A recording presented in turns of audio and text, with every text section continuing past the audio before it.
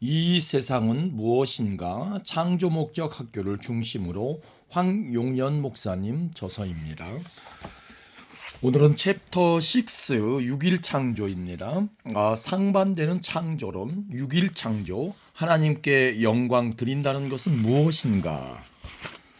우리가 챕터 4에서 창세전 저주 말살 계획과 성취에 대해서 공부했습니다. 이것이 바로 창세전 육혼 영의 복과 창세전 육혼 영의 저주를 창세전에 미리 디자인하셨다는 이야기입니다. 왜 삼위 하나님이 이것을 디자인하셨는지도 공부했습니다. 이제 창세에 대해서 공부하려 합니다. 이 내용이 창세기 1장에 기록되어 있습니다. 상반되는 창조론. 창세기 1장을 해석하는 데 있어 신학자들 사이에 상반된 의견이 있습니다. 창세기 1장 1절 2절과 창세기 1장 3절에서 31절에 대한 해석입니다. 대표적으로 두 가지 상이한 해석이 있습니다. 첫째로 재창조론과 둘째 연속창조론입니다. 이 두 학설이 어떻게 다른지 알아보겠습니다. 첫째 재창조론. 재창조론은 이러합니다. 창세기 1장 1절에서 2절 창조가 사탄의 공격으로 파괴되었습니다. 재창조가 필요했습니다.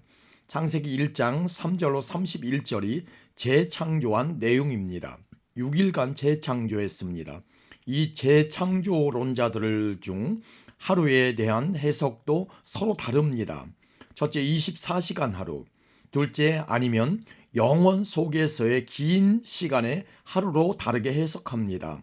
하루와 하루 사이 해석도 다릅니다.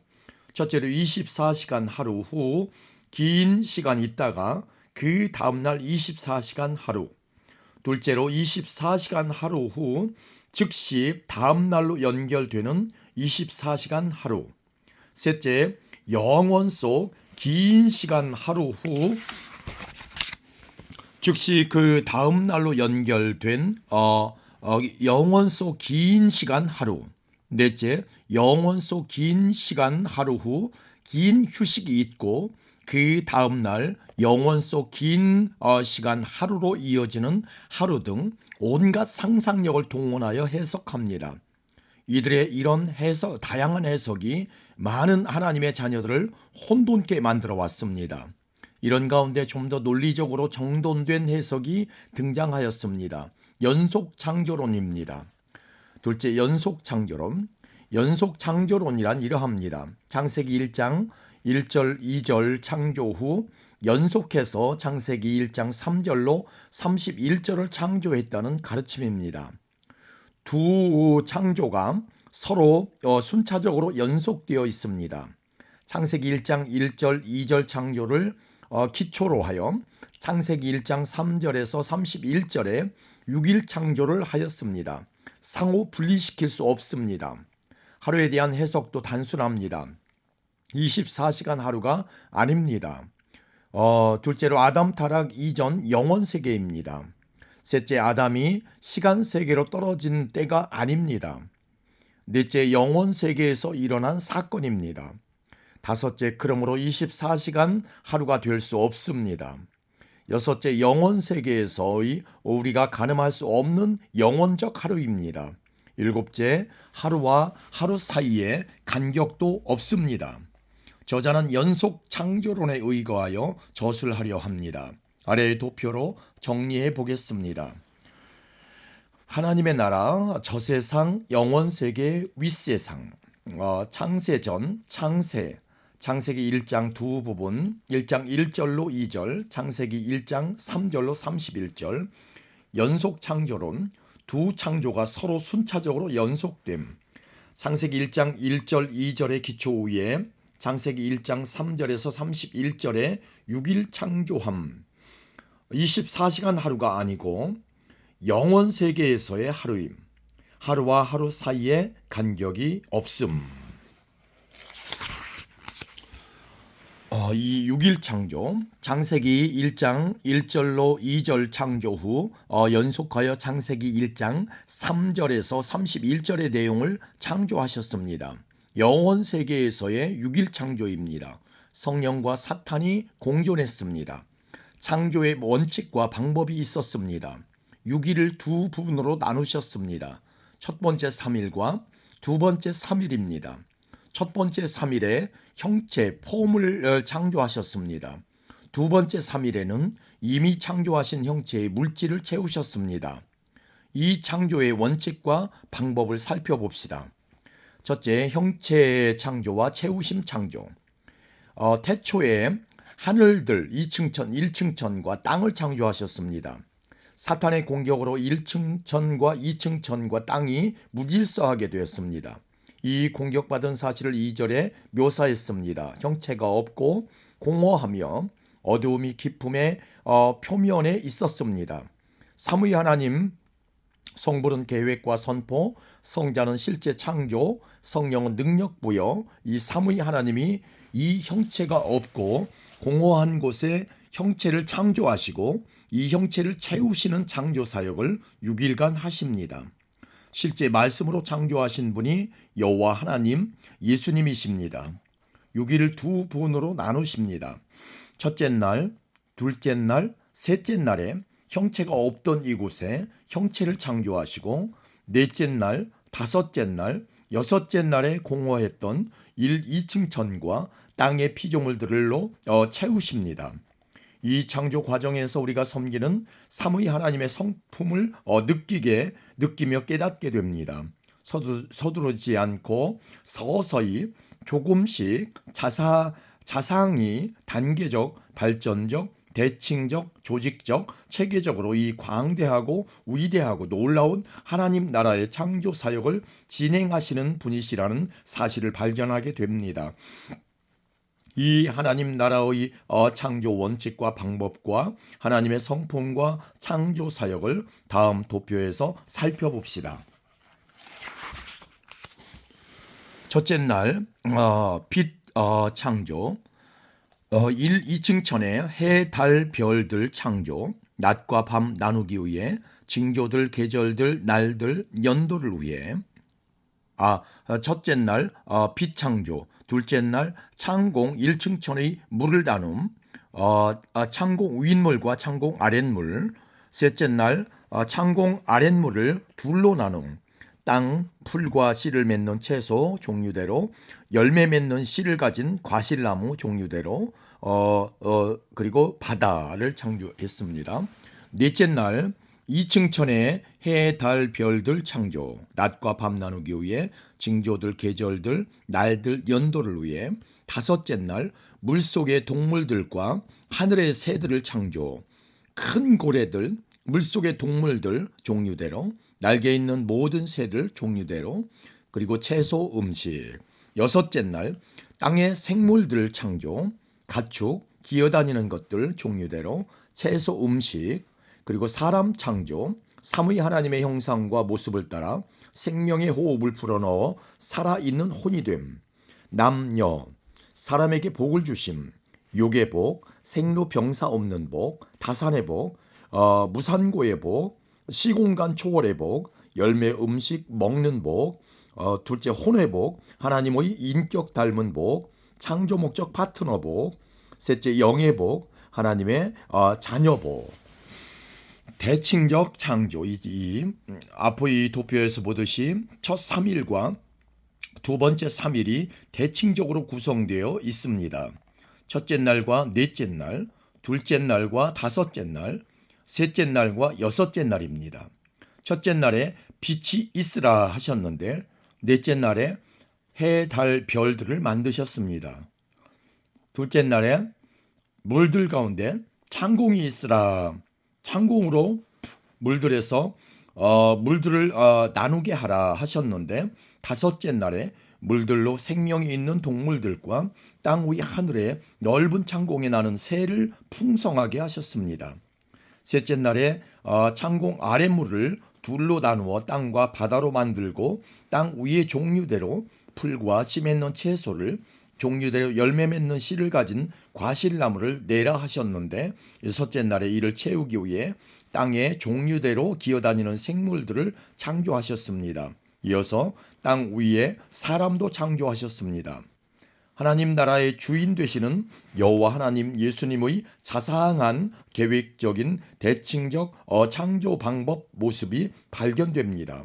결코 적당히 무계획적으로 생각나는 대로 기분 내키는 대로 창조하지 않으셨습니다. 하나님 나라의 창조 목적을 두시고 피조물들에게 이것을 교육시키기 위해 교육 방법과 시스템을 디자인하시고 6일 창조를 하셨습니다. 독자는 이 6일 창조 속에 숨겨진 하나님 나라에서의 하나님의 창조 목적과 그 교육 방법에 대해 앞으로 계속 공부하면서 더욱 구체적으로 깨닫게 될 것이며 하나님 나라 안에서 창조 목적에 부합된 복 있는 자로 변모될 것입니다. 첫째 날 빛을 비추게 하심. 6일 창조에서 첫째 날 창조는 특이한 창조입니다. 뒤에 따라오는 5일 창조와 확연히 구별되는 창조입니다. 이 첫째 날 창조는 피조물을 창조한 것이 아닙니다. 나머지 5일 창조는 피조물 창조입니다. 그러면 첫째 날 창조에서 하신 말씀을 살펴봅시다. 하나님, 삼위 하나님께서 말씀하시기를 빛이 있으라 하니 빛이 있더라. 하나님께서 그 빛을 보시니 그것이 좋았더라. 하나님께서 그 빛을 어두움에서 나누시더라. 하나님께서 그 빛을 낮이라 부르시고 어둠을 밤이라 부르시니라. 저녁과 아침이 되니 첫째 날이더라. 첫째 날 창조하신 이 빛은 무엇인가요? 햇빛인가요? 아닙니다. 해는 넷째 날에 창조되었습니다. 그러면 이 빛은 무엇인가요? 이 빛은 예수님이십니다. 요한복음 1장 4절. 예수님이 삼위 하나님 중 모든 피조물의 통치자로 직접 등장하시는 장면입니다. 그가 장차 개설하실 창조목적학교 교장으로 등장하시는 장면입니다. 이 예수님의 빛은 태양에서 나오는 가짜 빛이 아니고 예수님의 영광인 참 빛이십니다. 적은 태양빛이 아니고 엄청난 큰 빛이십니다. 첫째 날 삼위 하나님께서 어둠으로 덮여있는 1층 천과 2층 천과 땅에 예수님을 임재케 하시고 예수님의 영광을 비추게 하셨습니다. 함께 하나님의 영 성령도 거닐게 하셨습니다. 삼위 하나님이 보시기에 좋으셨다고 만족하셨습니다. 장차 개설될 창조목적학교의 교장 예수님의 영광과 교감 어두움의 출현을 보시고 만족해 하셨습니다. 이 예수님의 영광과 어두움이 함께 공존하고 있지만 연합할 수는 없었습니다. 어두움이 참 빛이신 교장의 장중에 있었습니다. 빛을 어두움에서 나누셨습니다. 빛을 낮이라 부르셨고 어두움을 밤이라 부르셨습니다. 영원 세계에서의 낮과 밤입니다. 우리가 사는 시간 세계에서 해와 달의 공전자전으로 생기는 낮과 밤의 개념이 아닙니다. 이 첫째 날의 낮이란 교장이신 예수님의 영광의 빛의 영역이며 밤이란 교감인 사탄의 어두움의 영역입니다. 낮과 밤이 공존하지만 밤이 낮의 통치하에 있으며 결코 연합될 수 없습니다. 사탄의 어두움을 왜 디자인하셨나요? 이것을 장차 창조될 하나님의 자녀들을 향한 창조 목적의 절대성과 중요성을 교육시키기 위한 도구로 사용하시기 위함입니다. 성경의 이 사탄의 어두움의 영역을 예수님께서 디자인하시고 허락하셨다고 했습니다. 공존하지만 결코 연합될 수는 없습니다. 하나님 나라에서 당분간 두 영적 세력을 공존케 디자인하셨습니다. 하나님의 뜻입니다. 장차 하나님의 자녀들을 창조 목적 학교 이 세상 7,000년에 입학시켜 창조 목적의 절대성과 중요성을 교육시키기 위해서입니다. 공존하는 두 영적 세력. 이 첫째 날에 우리에게 가르치는 메시지가 무엇인가요? 2층 천, 1층 천, 땅의 두 영적 세력이 공존하고 있다는 사실입니다. 하나님이 타락한 루시퍼 교감을 즉시 불못으로 던지지 않으셨음을 알 수 있습니다.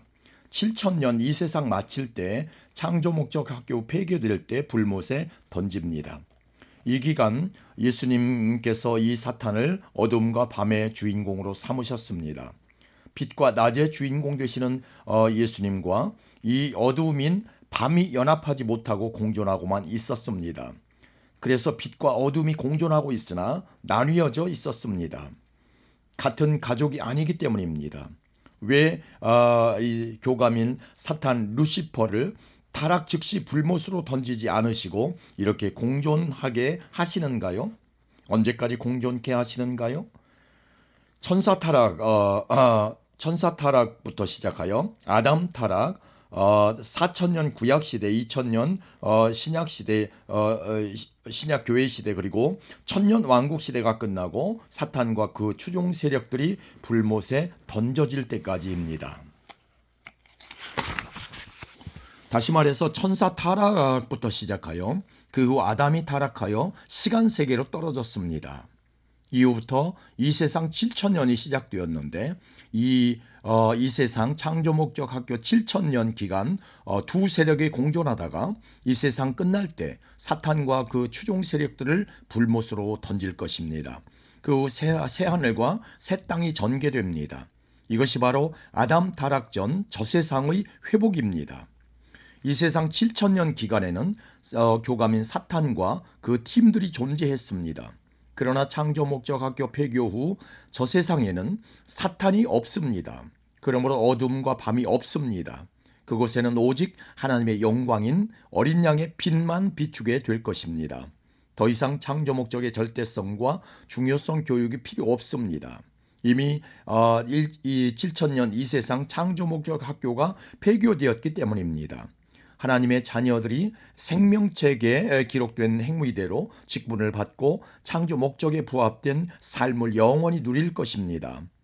다음에 저 세상, 이 세상, 저 세상의 하나님 나라의 도표를 봅시다.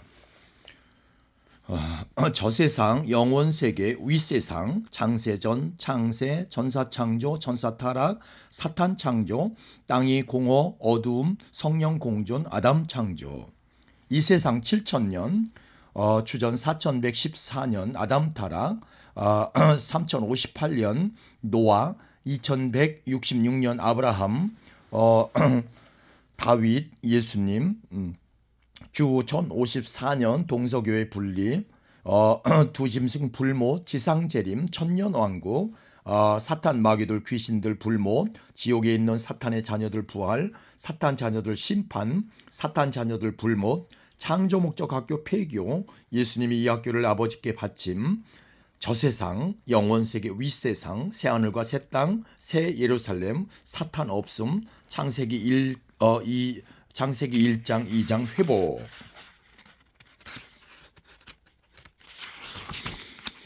왜 사탄을 즉시 불못으로 던지지 않으셨는가? 신기하게도 이 두 세력 공존 시나리오가 이미 창세기 1장 1절에서 암시되었음을 알 수 있습니다. 어떻게 알 수 있는가요? 장차 사탄 세력들이 드나들 지옥을 창조하신 것과 타락한 루시퍼를 즉시 영원히 가둘 불못으로 던지지 않으신 것으로도 짐작할 수 있습니다. 그 후 첫째 날에 빛을 비추시어 가짜 빛과 나누어 구별케 하셨을 뿐 함께 공존하게 계획하신 사실을 보면 알 수 있습니다. 첫째 날에 빛과 낮으로 1층 전과 2층 전 그리고 땅에 오셨던 예수님이 왜 사탄인 어두움과 밤을 즉시 불못으로 던지지 않으셨나요? 게다가 왜 이 어두움에게 상상할 수 없는 위대한 권력과 명예와 지구위를 허락하셨나요? 왜 이 어둠에게 이런 이름을 부여하셨나요? 하나님을 대적하는 자, 사탄, 마귀, 파괴자, 분리자, 이 세상의 왕, 이 세상 신, 공중권세 잡은 자, 모든 신들의 우상, 거짓 광명의 천사, 흑암의 권세자 등입니다. 왜 이런 영향력 있는 강력한 이름들을 부여하여 아담을 타락케 했을 뿐더러 이 세상 7000년 창조 목적 학교에서 하나님의 자녀들을 괴롭히도록 허락하셨나요? 이것이 하나님의 예정이며 디자인인가요? 그렇다면 우리가 어떻게 이것을 소화할 수 있나요?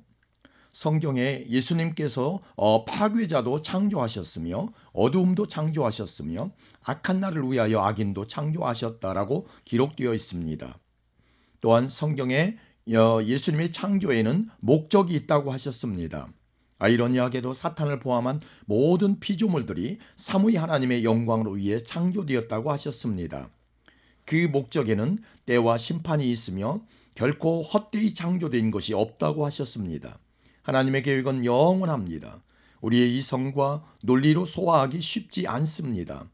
특히 기독교인이지만 인간 책임을 강조하는 인본주의적 자유의지론자들에게는 상당한 거부감을 주는 대목입니다.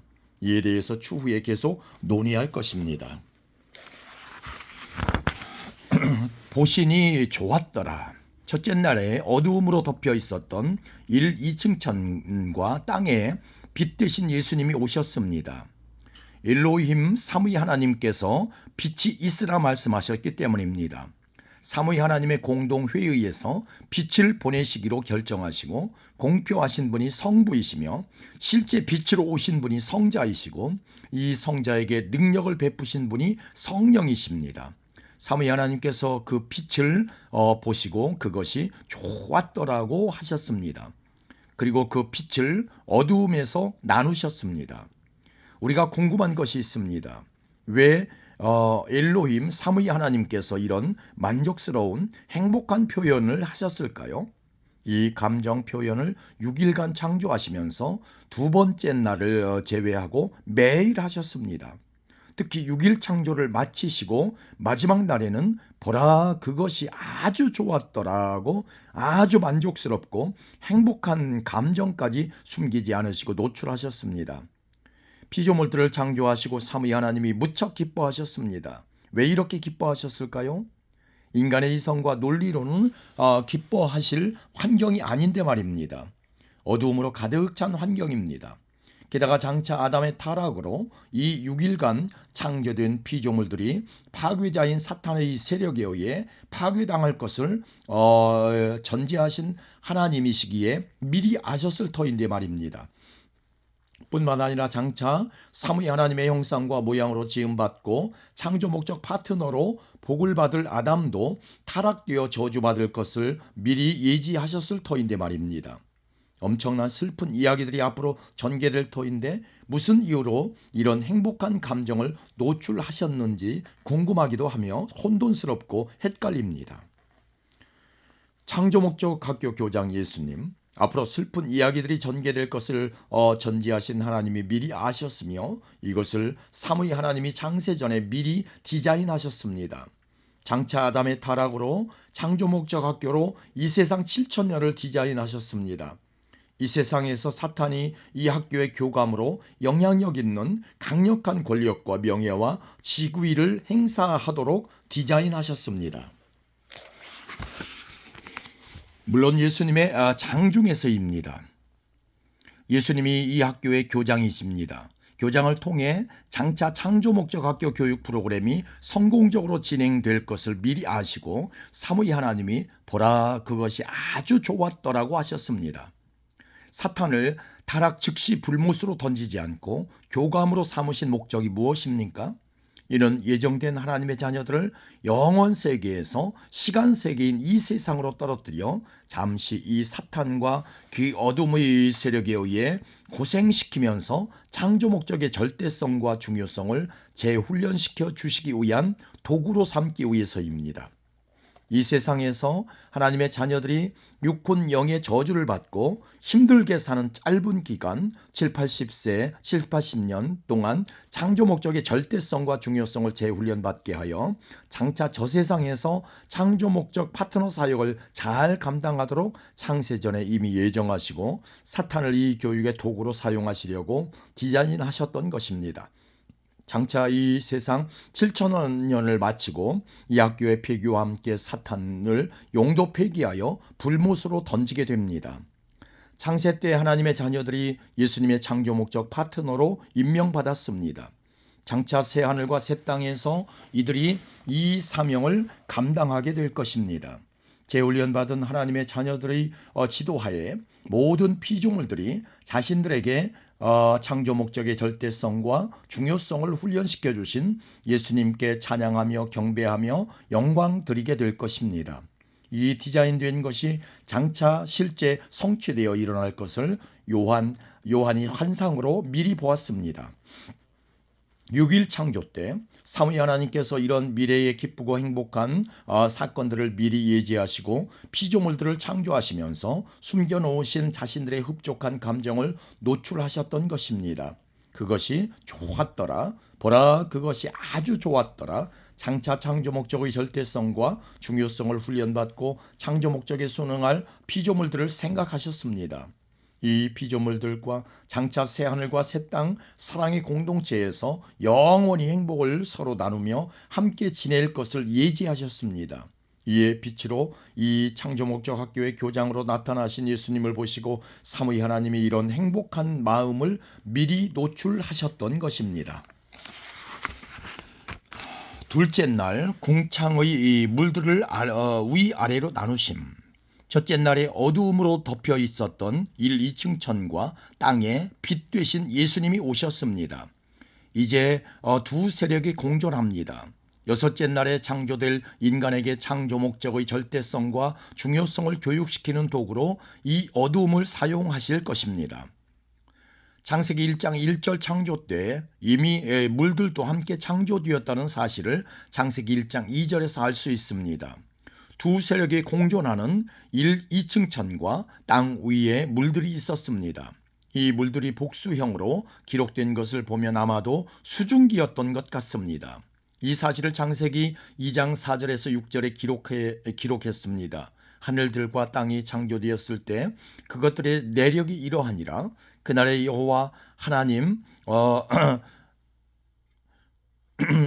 여호와 하나님께서 땅과 하늘들을 지으셨으니 들의 모든 조목이 땅에 있기 전이었으며 들의 모든 채소도 자라기 이전이었으니 이는 여호와 하나님께서 땅 위에 비를 주시지 않았으며 또 땅을 경작할 사람도 없었음이더라. 다만 땅에서 안개가 올라와서 온 지면을 적시더라.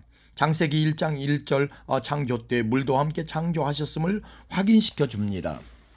둘째 날 창조는 창세기 1장 1절에서 이미 창조된 궁창에 있는 물들에 대한 이야기입니다. 이날에 이 물들을 창공 위에 있는 물들과 창공 아래에 있는 물들, 지상의 물들과 구름으로 이렇게 나누셨습니다. 이렇게 나누신 후에 저녁과 아침이 되니 둘째 날이라고 하셨습니다. 왜 저녁과 아침의 순서로 기록했는지 궁금합니다. 저녁은 어두움 사탄의 세력이며 아침은 빛 예수님의 세력입니다. 어두움으로 덮여 있었던 궁창에 빛이 들어와서 이 어둠이 쫓겨날 것이라는 사실을 암시합니다. 빛이 어두움보다 더 강력한 분이시며 이 어두움이 빛의 장중에 있는 나약한 존재임을 시사해 줍니다. 왜 둘째 날에 보시기 좋았더라 말씀을 안 하셨나요? 전지하시고 전능하신 하나님이 창세기 때 예정하신 사건들 중 하나가 노아의 홍수 사건입니다. 이 사건을 하나님이 자신의 자녀들을 향한 창조 목적 교육 프로그램 중 하나로 디자인하셨습니다.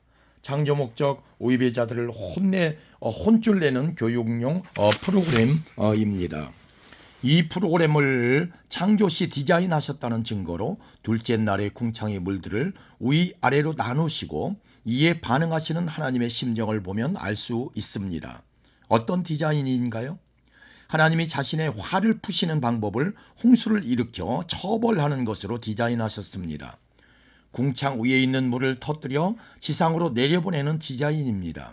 둘째 날의 궁창의 물들을 위아래로 나누실 때 이 방법을 미리 디자인하신 하나님이 장차 자신의 자녀들이 창조 목적을 위반함으로 홍수로 인해 엄청난 고생을 할 것을 예지하셨습니다. 노아 홍수 심판 방법이 사랑하는 자녀들에게 창조 목적의 절대성과 중요성을 교육시키는 최선의 방법 중 하나라고 생각하셨습니다. 궁창의 윗물을 가르시고 마음이 울적하고 불편하셨습니다. 이런 심적 상태에서 그것이 좋았더라라는 표현을 할 수 없었던 것입니다. 사랑의 하나님의 심정이 둘째 날에 담겨 있습니다. 어떻게 노아의 홍수가 일어났는가? 하나님의 마음이 울적하고 불편하셨습니다. 그러나 창세 때 디자인하신 홍수 프로그램은 한치의 오차 없이 하나님의 때가 되어 실현되어야 합니다. 드디어 때가 차서 노아의 때에 이 프로그램이 현실화되었습니다. 그러면 이것이 어떻게 현실화되었나요? 주전 3058년인 노아가 600세 되던 2458년입니다. 지구 전반에 걸쳐 대지진을 일으키셨습니다. 지각의 균열이 일어났습니다. 지옥의 용암이 균열들을 타고 맹렬히 흘러나왔습니다. 이 현상을 모세가 다음과 같이 기록했습니다. 그날의 그 모든 큰 기쁨의 샘들이 터지고라고 창세기 6장 11절에 기록했습니다. 지옥의 용암이 터져서 온 지구를 덮는 장면입니다. 모세가 계속해서 기록했습니다. 그리고 하늘의 창들이 열렸으니 비가 땅에 40일 낮과 40일 밤을 내렸더라. 창세기 7장 11절로 12절입니다. 하늘의 창들이 무엇인가요?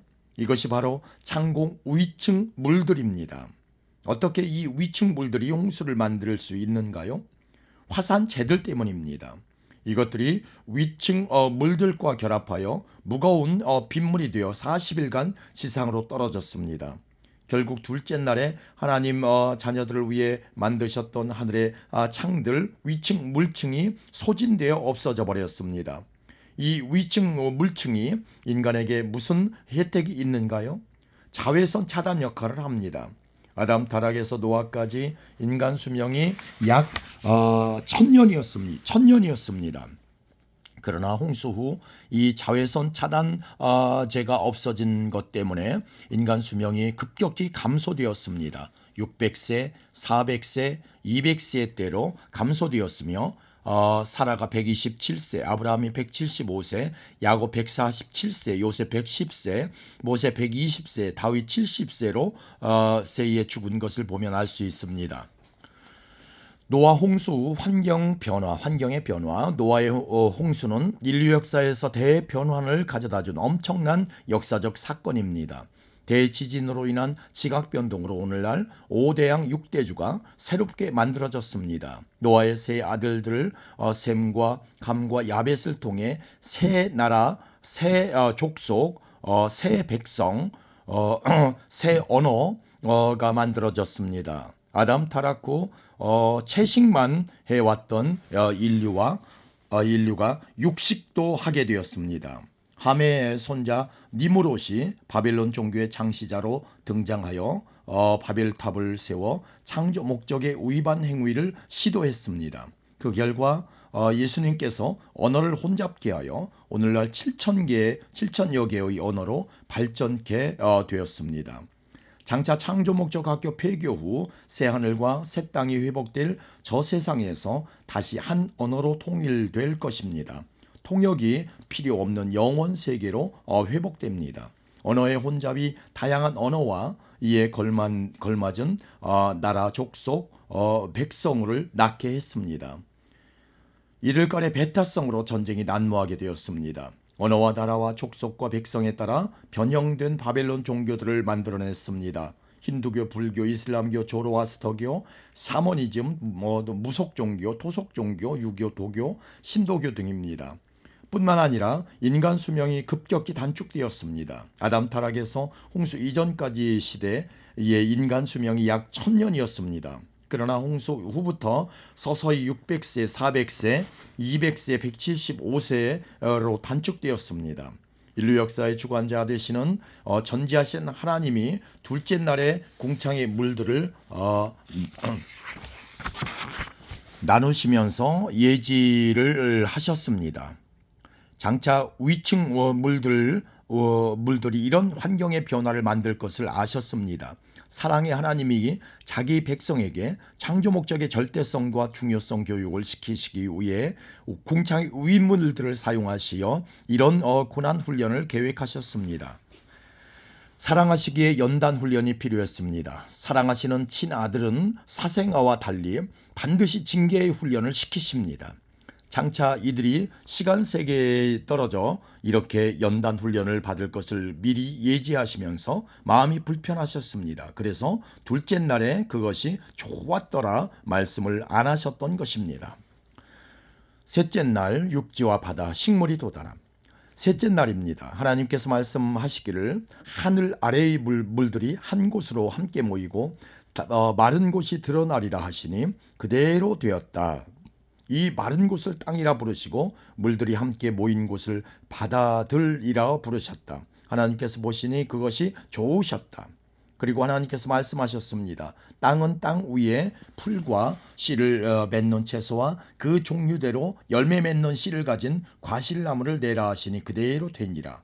땅이 풀과 그 종류대로 씨를 맺는 채소와 그 종류대로 열매 맺는 씨를 가진 나무를 내더라. 하나님께서 보시니 그것이 좋았더라. 저녁과 아침이 되니 셋째 날이더라. 장차 여섯째 날에 채우실 것을 위해 셋째 날에 이렇게 미리 형체들을 창조하셨습니다. 특이한 것이 그 종류대로 창조하셨다는 사실입니다. 진화론과 위배되는 대목입니다. 안타깝게도 이날 창조된 것들이 아담 타락과 노아 홍수로 인해 이 세상 7천년 기간 변질된 모습으로 존재하고 있습니다. 그러나 장차 새 하늘들과 새 땅이 회복될 때 본래의 모습으로 되돌아올 것입니다. 왜 보시고 좋아하셨나요? 이날 창조된 피조물들이 창조 목적의 절대성과 중요성을 교육받고 이에 부합된 존재들로 하나님께 찬양과 경배와 영광 올려드릴 것을 예지하셨기 때문입니다. 넷째 날 해, 달, 별들. 넷째 날입니다. 하나님께서 말씀하시기를 낮을 밤에서 나누기 위하여 하늘의 창공에 광명들이 있으라. 그것들로 하여금 징조와 계절들과 날들과 연도를 위에 있게 하라. 그리고 광명들은 하늘의 창공에 빛이 되어 땅 위에 빛을 주라 하시니 그대로 되니라. 하나님께서 두 가지 큰 광명을 만드사 큰 광명은 낮을 주관하게 하시고 작은 광명은 밤을 주관하게 하시며 별들도 만드시니라. 하나님께서 그들을 하늘의 창공에 두시고 땅 위를 비추게 하시며 낮과 밤을 주관하게 하시고 빛을 어둠에서 나누게 하시니라. 하나님께서 보시니 그것이 좋았더라. 저녁과 아침이 되니 넷째 날이더라. 참 빛 예수님을 받아 내뿜는 태양계. 첫째 날이 피조물 창조 날이 아닙니다. 예수님이 빛으로 나타나신 날입니다. 이분이 참 빛이십니다. 히브리어 오레로 생명과 에너지의 원천 되시는 분이십니다.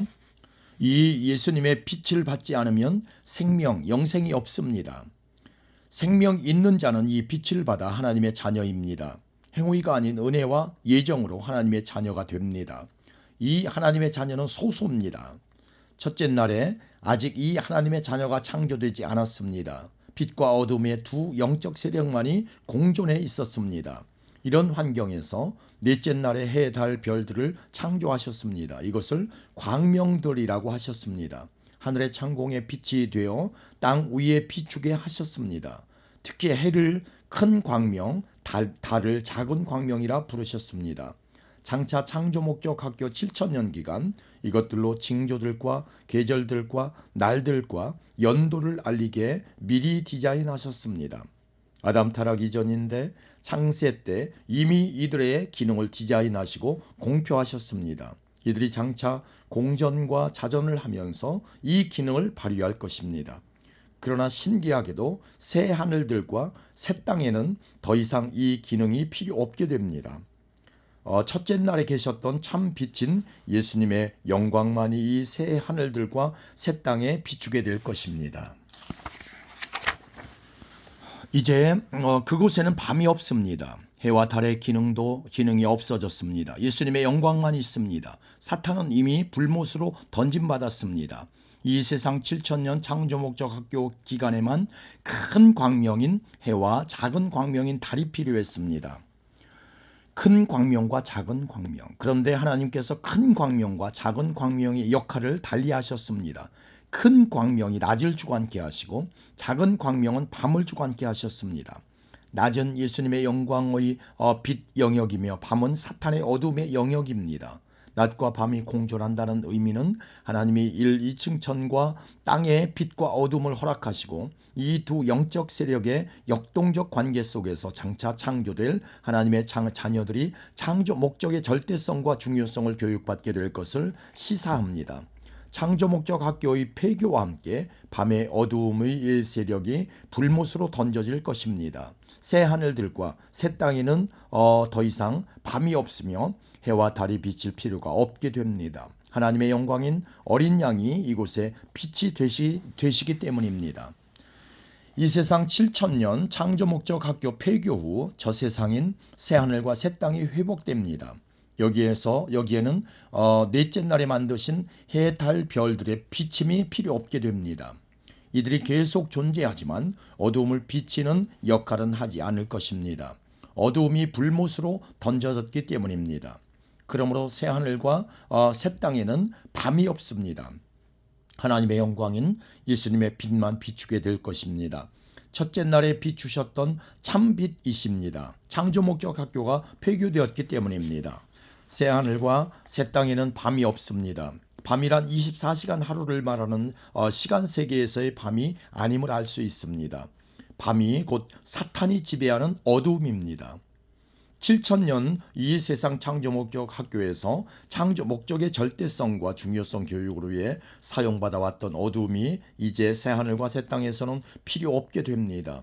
이 창조 목적 학교 프로그램을 염두에 두시고 넷째 날에 큰 광명, 작은 광명, 별들을 창조하셨던 것입니다.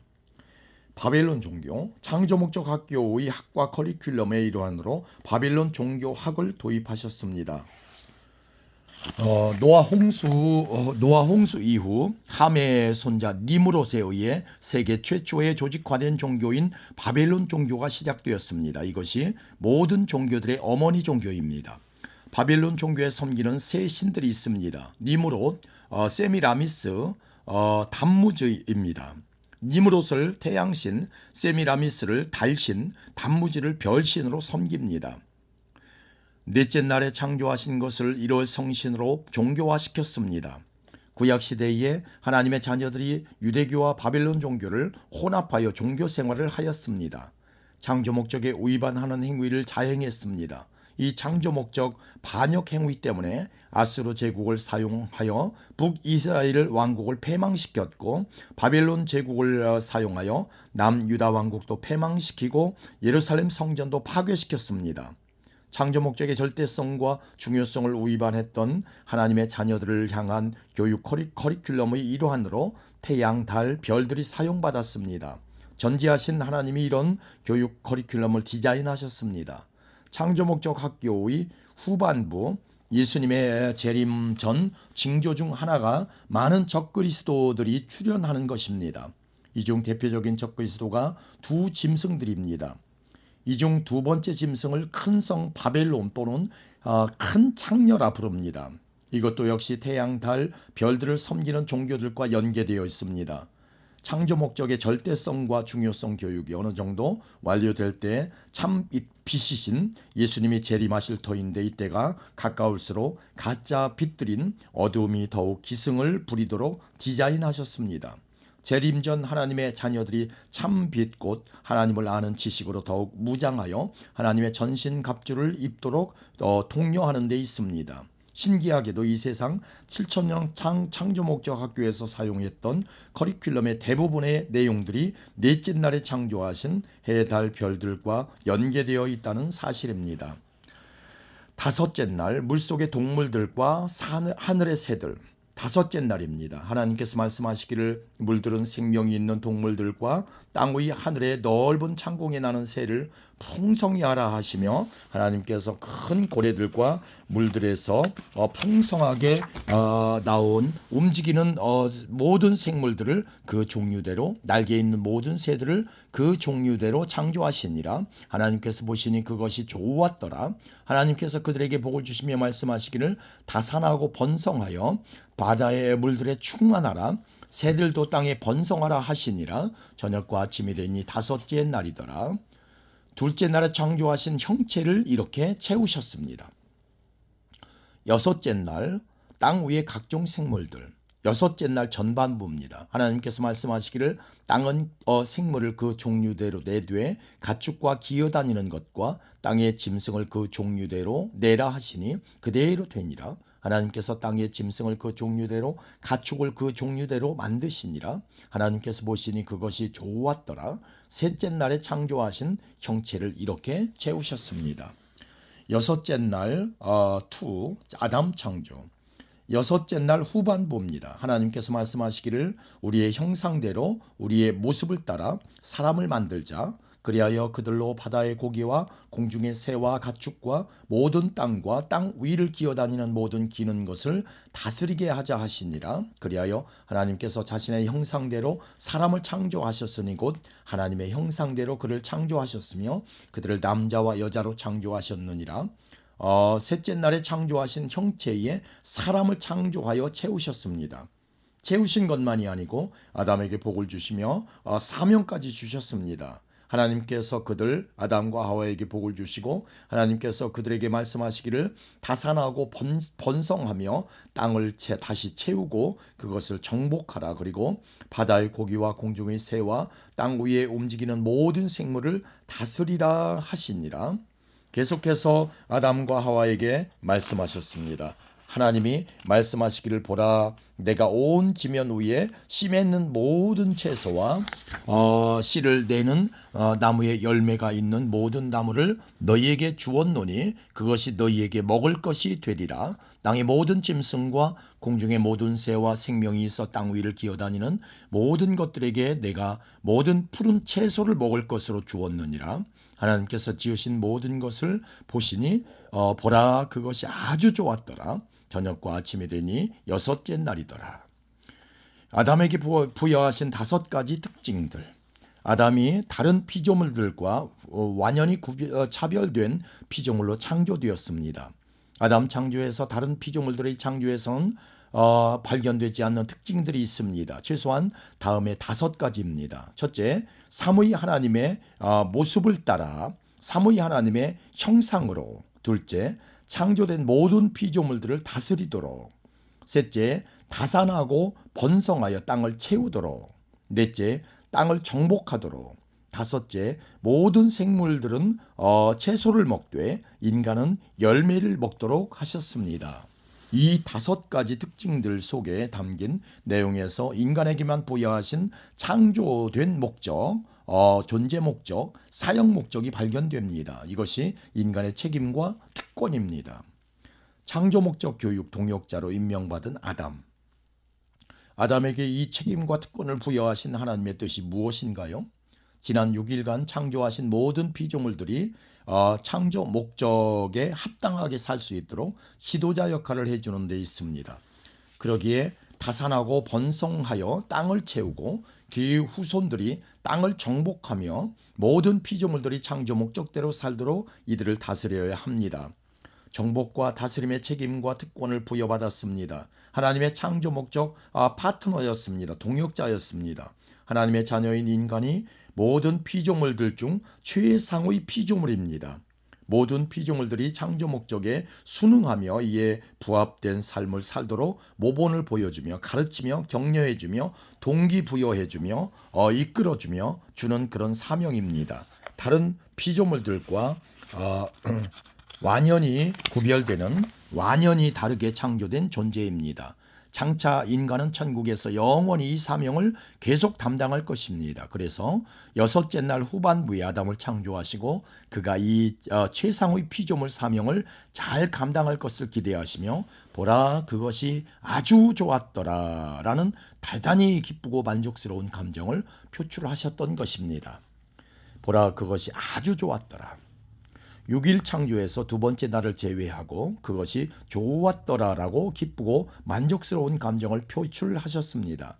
아담을 창조하신 후 하나님께서 그가 지으신 모든 것을 보시고 특별한 감정을 표출하셨습니다. 보라, 비홀드, 그것이 아주 좋았더라.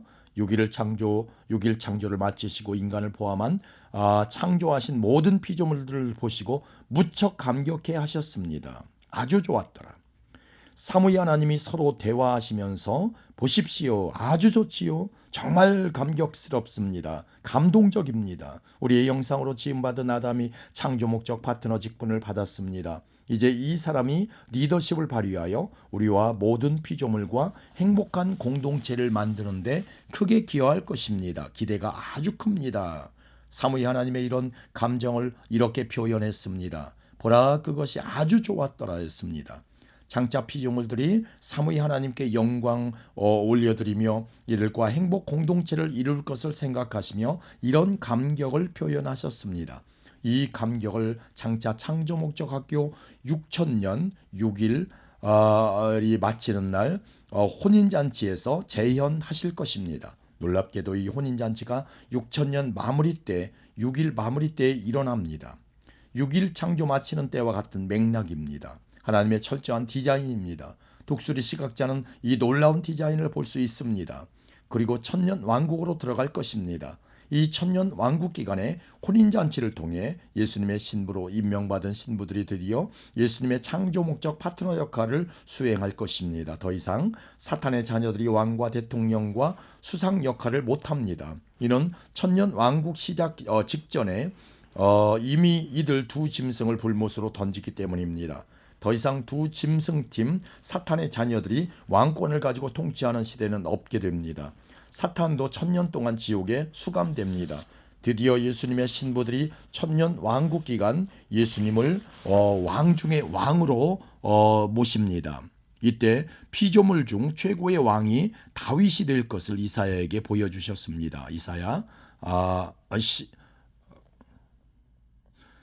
이 다윗의 휘하에 혼인잔치에 참여했던 신부들이 왕과 대통령과 수상 등 고위직을 받아 창조 목적 파트너 직분을 감당할 것입니다.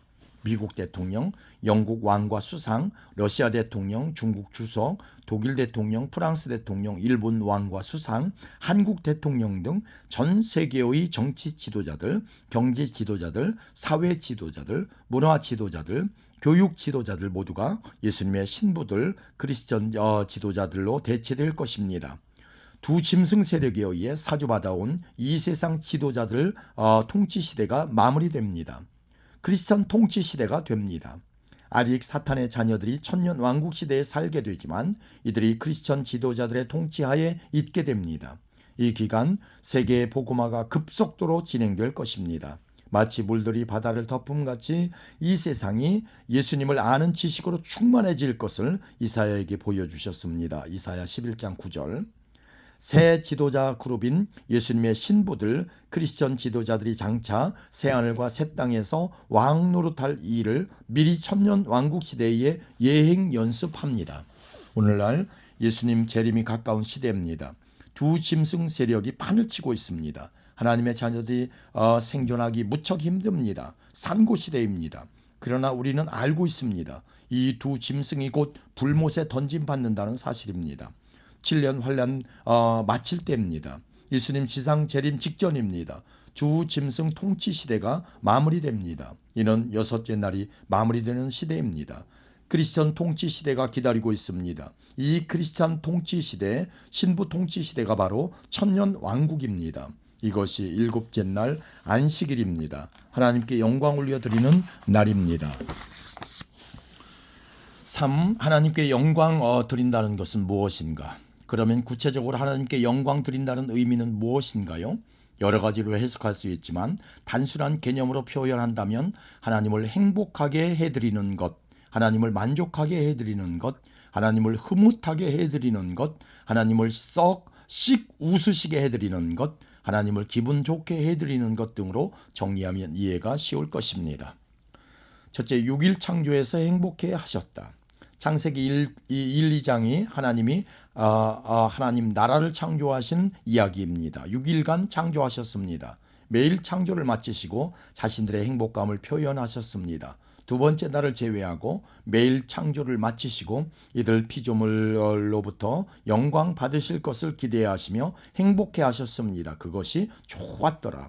특히 여섯 번째 날 인간을 포함한 모든 창조를 마치시고 보라, 그것이 아주 좋았더라 라고 하시면서 상당한 행복감과 만족감을 나타내셨습니다. 지정의를 소유하신 인격체 하나님이심을 여실히 드러내셨습니다. 창조하신 모든 피조물들로부터 장차 영광 받으실 것을 디자인하시고 소원하시며 기대하셨습니다. 이것이 하나님 나라를 창조하시고 그 안에 인간을 위시한 모든 피조물들을 창조하신 창조 목적이었으며 하나님의 소원이셨습니다. 둘째, 창조 목적 파트너로 임명된 인간. 그렇다면 창조의 목적이 단지 창조주만을 행복하게 해드리기 위해서인가요? 만일 그렇다면 창조주는 대단히 이기적인 분이십니다. 자신의 행복만을 위하여 창조하신 분으로 오해할 수 있습니다. 그러나 우리가 섬기는 창조주는 결코 이기적인 분이 아니십니다. 이분은 사랑 그 자체이십니다. 인간이 이번에 창조 목적 안에 거하면 창조주께서도 인간과 함께 거하시며 자신의 사랑을 인간에게 마음껏 베푸십니다. 자신의 행복을 인간을 포함한 모든 피조물들에게 적극 나누십니다. 행복해진 피조물들이 더욱 하나님을 경외하며 섬깁니다. 하나님이 더 행복해 하십니다. 천국은 행복을 주고받는 공동체입니다. 인간은 자신의 행복으로 위해 하나님을 행복하게 해드리려는 동기를 부여받습니다. 행복한 하나님은 인간이 더욱 행복하게 자신의 사랑과 행복을 퍼부어 주십니다. 인간은 로봇이 아닙니다. 하나님과 인간은 사랑을 주고받는 인격체들입니다. 이 사랑 공동체를 이미 창세전에 디자인하셨다는 사실에 감격하지 않을 수 없습니다. 우리가 머지않아 저 세상에서 누리게 될 행복입니다. 인간을 결코 로봇으로 창조하지 않으셨습니다. 육혼 영을 소유한 인격체로 창조하셨습니다. 하나님의 자녀 신분도 주셨습니다. 지성, 감성, 영성, 의지도 주셨습니다. 이것을 하나님의 은혜로 성령님의 도우심으로 우리가 긍정적으로 발동하여 창조 목적에 부합된 존재가 되도록 창조하셨습니다. 이런 기대를 가지고 창조된 인간을 모든 피조물들보다 으뜸되는 최상의 피조물로 삼으셨습니다. 우리 인간이 이렇게 창조 목적에 부합된 존재가 되려면 하나님의 은혜와 성령님의 도우심이 절대로 필요하도록 디자인되었음을 알 수 있습니다. 이 은혜와 성령님의 도우심으로 우리가 하나님과 절친한 관계를 유지할 수 있습니다. 우리의 의지와 노력으로는 안 됩니다. 그 이유가 무엇인가요? 우리의 자유의지는 이미 원죄로 부패되었기 때문입니다. 우리의 선행은 예수님의 시각에서 한낱 더러운 걸레 조각 같습니다. 이름에도 불구하고 우리는 하나님의 은혜와 성령님의 도우심으로 하나님의 형상을 닮은 모든 피조물보다 으뜸되는 최상의 피조물로 지음받았습니다. 최상의 피조물이란 무엇인가요? 인간만이 누리는 특권이며 책임입니다. 하나님의 형상으로 지음받고 하나님의 인격을 부여받은 특권이며 책임입니다. 다른 피조물들에게는 이 특권과 책임을 주지 않으셨습니다. 여기에다 인간에게 특별한 복도 주셨습니다. 무슨 복인가요? 6일간 창조하신 모든 피조물들을 정복하고 다스리는 복입니다. 최상위 리더십 복입니다. 만물의 영장이 되는 복입니다. 이들 모든 피조물들이 창조 목적에 부응하며 순복하며 순종하도록 가르치며 이끌며 지시해주며 격려해주며 방향 설정해주는 창조 목적 파트너의 복입니다. 우리는 아담 타락으로 잠시 이 세상 7,000년 창조 목적 학교에서 학생으로 창조 목적 파트너 훈련을 받고 있습니다. 그러나 장차 새 하늘과 새 땅에서 창세 전에 디자인되어 창세 때 실제로 내려주신 복인 특권과 책임을 새 하늘과 새 땅에서 수행할 것입니다. 장차 이 세상 7,000년 창조 목적 학교 폐교 후 아담 타락 전 저 세상인 새 하늘과 새 땅을 회복시킬 것입니다. 이곳에서 우리는 창조 목적 파트너 리더십을 발휘하며 삼위 하나님을 행복하게 해드릴 것입니다. 행복하신 삼위 하나님께서는 자신의 파트너들을 포함한 모든 피조물들에게 자신의 행복을 나누어 주실 것입니다. 진정한 행복 공동체입니다. 삼위 하나님과 함께 모든 피조물들이 행복하게 살도록 창세전에 디자인된 행복 공동체입니다.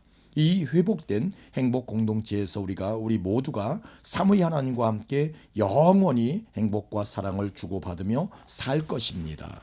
아멘.